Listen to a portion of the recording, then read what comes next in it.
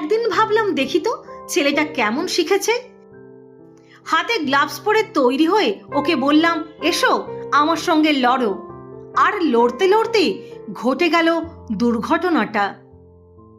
ঠিক ইচ্ছাকৃতভাবে মারিনি, কিন্তু আমার ঘুষিটা গিয়ে লাগলো ওর নাকে। ব্যাস, নাক ফেটে গলগল করে রক্ত বেরোতে লাগলো। কিছুতেই সেই রক্ত বেরোনা থামে না। তখন তো বাড়িতে বাড়িতে ফ্রিজ থাকতো না, পাশেই ছিল কেশি মাইতির মিষ্টির দোকান। সেখান থেকে বরফ এনে তার নাকে দিয়ে তাকে বাড়ি পাঠিয়ে দিলাম। সেই যে ছেলেটি গেল, আর ফিরে এলো না।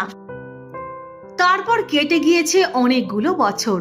আমি তখন বক্সিং ছেড়ে নাচ নিয়ে মেতে ওয়েস্টার্ন ডান্স শেখাই। প্রসঙ্গত জানিয়ে রাখি, আমি বব নামে বহুল পরিচিত হলেও আমার আসল নাম ভবানী প্রসাদ দাস। আমরা ছিলাম